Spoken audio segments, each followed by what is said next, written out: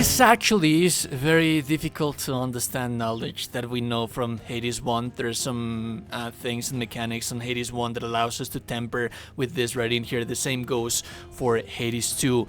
Veterans are most likely already going to be aware of this, of all of this information that I'm about to give you. But if you're a new player to Hades 2, this information might be useful to you. And also, if you're a veteran, remember that I am going to warn you from right now. It is going to be somewhat difficult. It is like a complex mechanic right in here.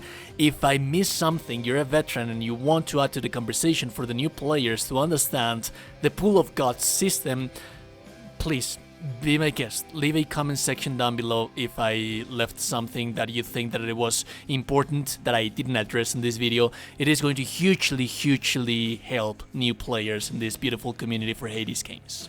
Let's continue then. We are going to have a separate video about this, but the actual build that you're crafting towards a god should be mostly at all times going for the legendary upgrades, the infusions, or the duos. The duos are a little bit more and not so flexible. We'll talk about this in a little while. It is going to be very important.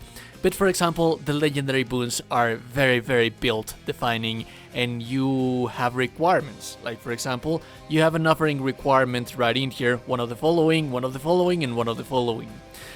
The same thing goes for the infusions. The infusions are also very powerful. Like for example, the infusion, this is strictly to Zeus. Whenever you have at least 5 of this specific element, you can never deal less damage than the limit. And the requirement for you to get the chance this with Zeus is to get at least 3 elements of this specific one. Now, the elements that they have, it's depending on the god. So every time that you add an element to your god, like for example with Zeus, if we choose 3 boons from Zeus, that unlocks, it gives you a chance that later on you have the air quality. The air quality is going to require 5, so it's not going to be active until you get the 5, but getting at least 3 of them gives you the chance of getting this guy right in here. The same thing goes for the actual requirements that the gods may or may not have for the legendary boons. The same thing goes for you to try to craft a duo type of build. So now we're going to talk about the pool of gods that you have in this game, which works very similarly to how it works in Hades 1. This has been highly documented by the community, and this is also something that we had in Hades 1 as well. There is some way of tempering with the gods that you may or may not get for you to be able to craft the build, getting the tools that I just showed you. First, you need to have in mind what is it that you're going to build. Now I need to think, how am I going to get it? Because this is a random game, you're always going to have random chances of getting random choice, so how do I diminish that randomness for me to be able to craft the build that I'm looking for? Let's talk about the main concept first. There is something that the community has decided to call, both for Hades 1 and Hades 2, as the Pool of Gods. Your Pool of Gods can have a somewhat of a, let's call it a soft cap of 4 gods. Once you have 4 gods into your Pool of Gods, that means that you're more likely to get boons from these gods, and you're less likely to receive boons from other gods, from new gods. So once you have already chosen the blessings for these 4 gods, you're likely not going to ever see again the other gods in the roster. So your boons, let's make things a little bit more simple so that you understand the concept right in here. The gods that you have right in here, these are the ones that are going to give you the blessings, and there's a whole bunch of them. We have 1, 2, 3, 4, 5, 6, 7, 8, 9, 10, 11, and 12. So you can have up to 12 gods. And the pool of the gods that you're going to create, it's going to be based on the first 4 that you choose. So let's say, for example, that the first choices for the gods on my run that I got are Zeus, Hera, Poseidon, and Demeter. That means that throughout the rest of the run, I'm just going to keep seeing Zeus, Hera, Poseidon, and Demeter, and these guys are not going to be present. I'm not going to see them anymore. However, there are exceptions to them, because you can also get boons from Selene. Even if you have already maxed out your pool of gods with the 4 main gods that you just chose, then Selene can still appear. Also, Hermes can still appear because he's an exception to the rule, not entirely sure why, but Hermes can still appear outside of that pool. And Chaos as well, because Chaos, while being, I'm not sure, a titan or a god, he can offer you boons as well, but they will still be appearing outside of that pool of gods as well. So, Artemis and Athena, which they are gods that you would see on specific events and occasions. If you notice that you didn't have the events for them, and you were actually looking out for them, you notice that they do not appear, that you do not see their event, that probably means that you already have maxed out your pool of gods because you already have chosen your first main 4. Now, it is not impossible for you to see a 5th god once you have chosen your first 4, but it is highly unlikely. This has been documented on Hades 1 and on the early access of Hades 2. On Hades 1, it was a little bit easier for you to manipulate the pool of gods that you would have in your roster, because in Hades 1 there was the choice to reject a god. Once you reject a god, it's harder for you to bump into that god again, because then you're likely going to be choosing gods that are going to be your main 4 gods that you're going to have in your pool. Also in Hades 1 there was on the mirror something that was called Fated Authority that would reroll the doors that you have out there. The Arcanas and Hades 2, there's not such an option that would replace that, so your main first option to not add a god to your pool or your roster, it's just not go through their doors, and that's it. Go through doors that you actually do want to continue seeing throughout the run. It is going to be a little bit different if you go towards Olympus or you go down, because when you go upward, you get more chances of building the character that you want to build, because here you can get the choices that you want faster than what you would by going down. This is the 3rd chamber that you would go throughout the Olympus's route, and let's say for example that I wanted to build a duo type of build based on Demeter and Zeus.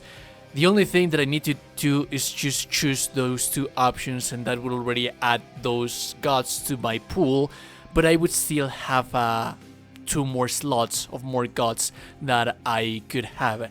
If I didn't want to have, for example, Apollo on that pool, then I just would go for the Hephaestus right in there, and then the rest of the choices that I can take right in here, I would take Selene, because like I mentioned, Selene is an exception to the rule. I would take the Daedalus improvements, because the Daedalus improvements are always going to be there. Those are not god spoons, those are tools that you would add to your weapons. Ideally, if I don't want to see Apollo through this night, I don't want to go through that door. I do not want to use that door, because if I go through that door, I'm going to add Apollo to my 4 pool of gods. Like I mentioned, in Hades 1, you had the option to reject a boon, to reject a god. That will give you more chances of building something a little bit more streamlined, akin to the build that you're trying to accomplish. There is no such thing in Hades 2. So in Hades 2, you just want to avoid, like the plague, the gods that you do not want to take for your build. Let's have another small example right in here. Let's imagine that I'm going for a melee build. I do not need magic, but I do not want to also add Apollo to my pool of gods, to my active pool of gods.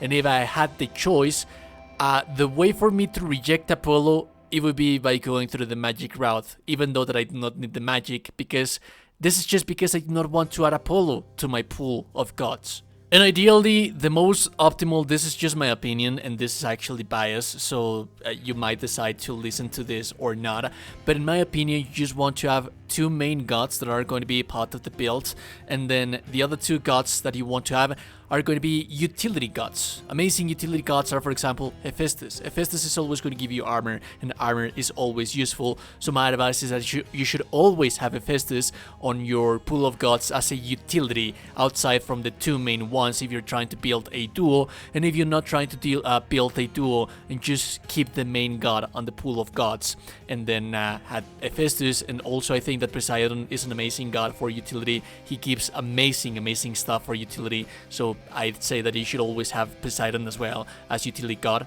And once we have understanding on how does the pool of gods work for you to start crafting that specific build that you actually do want to craft, this is where keepsakes actually play the major part of everything right in here. Because the main keepsake that you choose, it's always going to add one god to your pool of 4 gods. This is hugely important. Now, if you're trying to build duo gods, this is where things are going to be a little bit more interesting, and this is where you can start breaking the soft cap and adding the exception to the rule to temper to add a little bit more gods into your pools, and you do not want to shoot yourself in the leg with what I'm about to tell you right now. So let's say that I'm building towards the legendary Demeter boon. By choosing Demeter, I'm already going to have that choice. Now I can add the 3 of the rest of the gods that I want to add into the pool. So if it's the case that through my choices, through the doors that I went through, I have Zeus, I have Hera, I have Poseidon, and I have Demeter. If on the second region I decided to add Apollo as a keepsake, this is the only way, not the only way, but the best way for me to break this pool of gods. Now I have these 5 guys into my pool of gods, and the doors that I'm going to be going through are going to be based in between 5 gods instead of 4. That means that I no longer have 25% chances of me getting a Demeter to try to get that legendary. That is going to be narrowing down to 20% because now I have a new god into my roster. You go through the next region, you'll already have these 5 gods into your pool, and then you decide to add Aphrodite because you want to have a boon from Aphrodite. Now that you're going to have 6 gods into your pool, so on and so forth. That is not what you should be doing. Ideally, you want to have 2 main gods if you're going for duo boons. If you're not going for duo boons, just the main god that you're going to be having right in here. And then the next, once you have established a pool of 4 gods and you really want to have an extra god, I'd say that should be like an option, like a choice that do you really need that 5th god into your pool of gods, because that is going to make it less likely for you to get the legendary boon for the actual main god that you're looking for. So probably if you were looking, for example, for something different for that specific build, you didn't get it, you already have your 4 gods into your pool, then you should probably leave that god out of the picture for that night, for that run. You do not want to have more than 4 gods. Having 4 gods already makes it difficult enough for you to get the legendary boons of the gods that you're looking for. A little complex, a little convoluted. I hope that I made it as simple as possible. I did my best to do so, but this is how you craft the best build for your character and every single night. If you like the content I like, never super appreciated. No estoy you today, you gorgeous and beautiful person. You're indeed a gorgeous and beautiful person. Subscribe to the channel, you're in Discord. Have a beautiful day, goodbye.